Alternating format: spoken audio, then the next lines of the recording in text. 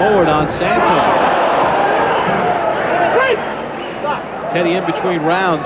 Saul Avilar, who's working the CompuBox with Logan Hobson, also did a little translating, and the trainer of Daniel Santos, Alex De La Torre, told Santos, feint with your jab, so you don't keep getting hit with that lead right hand. Does that work for you? I'd want him to use the jab so that Janutah can't get into range for the right hand.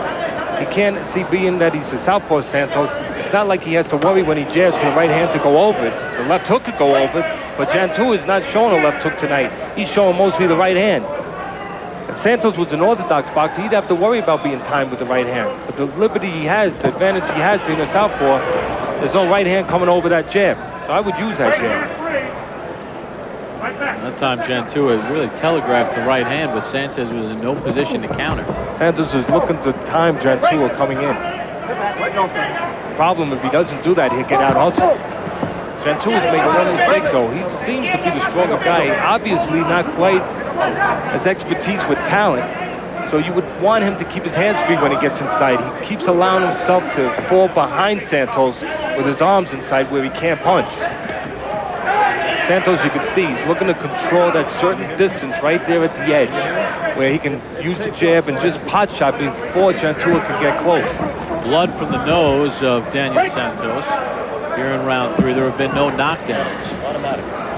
You know, in some ways, it's funny. The more experienced guy, we know less about than we do with the less experienced guy. Santos in the pros hasn't been in with real much, even though he had a great amateur career and a great prospect supposed to be. But Janutah, we know he's been tested. I mean, his last fight, he went over to England. He defended the British Commonwealth title with a knockout in the 11th round over undefeated Gilbert Eastman.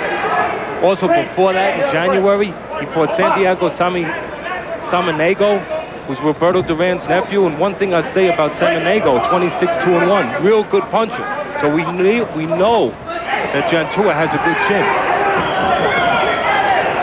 Santos has not been tested in those areas in a pro career. Janutah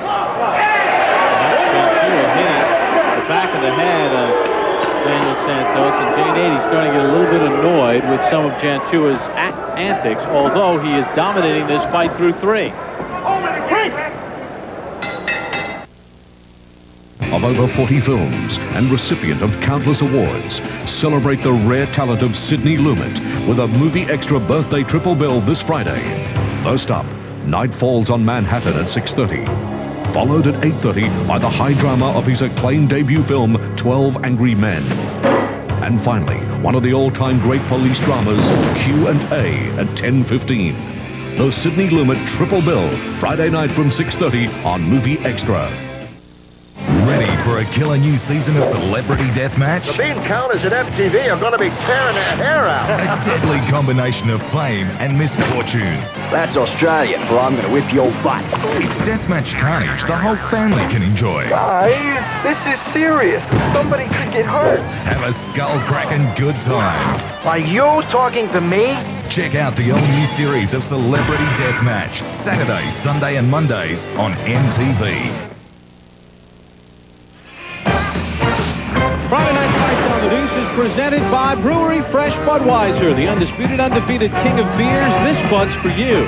And in part by New Speed Stick Ultimate, antibacterial odor protection, kills odor, protects skies. We're in lovely Las Vegas. Let's take a look at the WBC welterweight rankings. And of course, the champion there is Oscar De La Hoya, and you see Daniel Santos at 9, Kofi Janutah at 22. And Janutah continues at this pace, Teddy, through the first 3 rounds over the 10 rounds here against Santos. He'll move up in those rankings. No doubt about that. And Santos, of course, has been known as a terrific prospect, will no longer be in that category.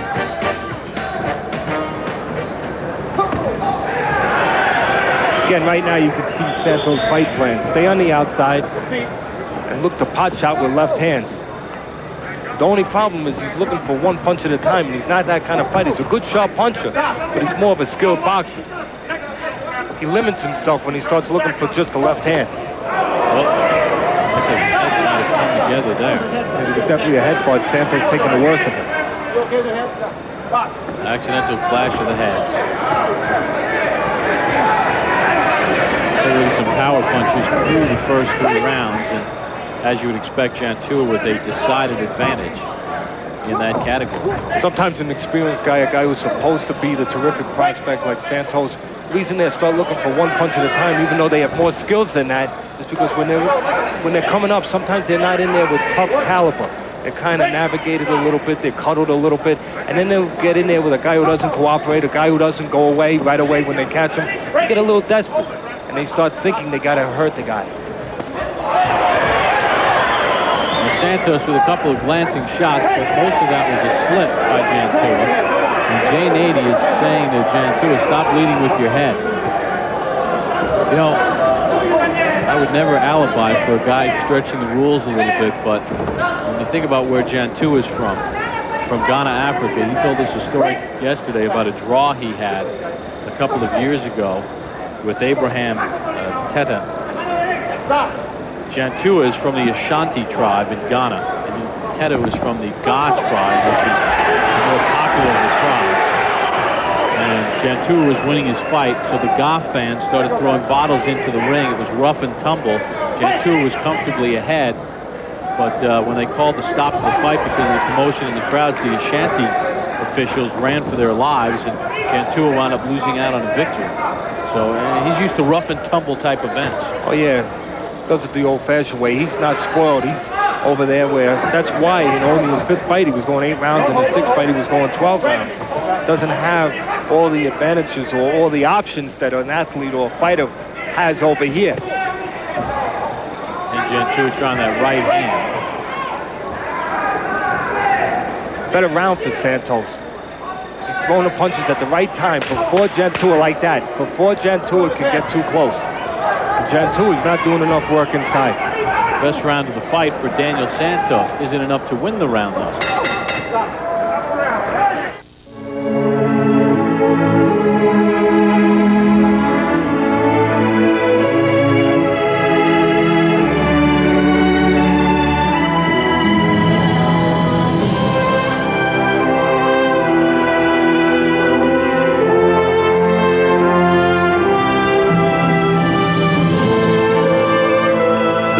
Happens every day on ESPN, the worldwide leader in sports.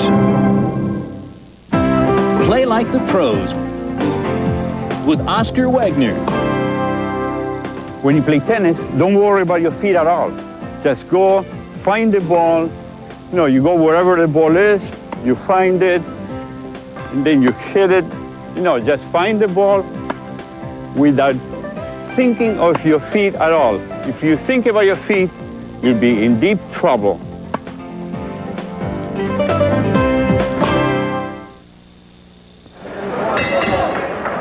Welcome back to the All-American Sport Park in Las Vegas, Nevada. Bob Papa along with Teddy Atlas. Friday Night Fights on the Deuce presented by Budweiser. Daniel Santos and Kofi Janutah in a 10-round welterweight bout. The first 3 rounds decidedly in the favor of Janutah. But Teddy, in round number 4, Santos started to do some good things. Yeah, he did. He's punching at the right time. But for the stronger, which appears to be the stronger, Janutah can get in close. And definitely the rougher, or at least the cruder fighter can get close.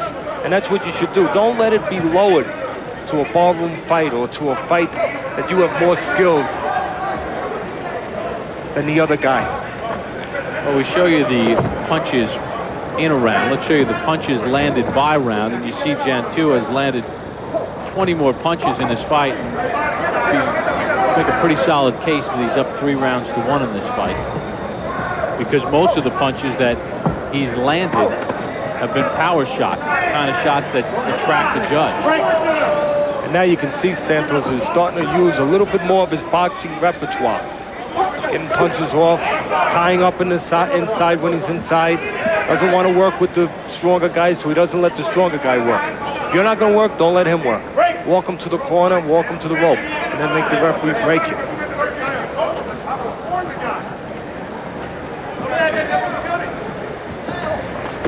Teddy's scorecard after 4 rounds. Well, you gave round 2 to Daniel Santos. Yes, I did. Interesting. I have 3 rounds to 1. Santos winning the last round. Janutah prepared for this fight working with Joe Goosen, who's in his corner tonight, doing sparring with Rafael and Gabriel Ruelas and Michael Nunn. He'll get good preparation for this bout. Of course, those are fighters that Joe Goosen helped navigate and train to world championships. Michael Nunn, a middleweight champ when Goosen had him. One of the more dominant fighters at that time when Goosen had him. And of course, the Ruelas brothers both won world titles. Teddy, we saw in the first 3 rounds, Janutah was able to land that lead right hand for the most part, but we have not seen any other attacks from him. It's pretty much the same thing. What does he need to do now? Because Santos seems to have figured that out a little bit. Being that he's inexperienced and being that he's a little crude in the skill department, it may be hard for him. He needs to use the jab. Whoa! Santos down from a big right hand. And that's where Santos should not have been, on the inside. He was having good success on the outside. He went inside with the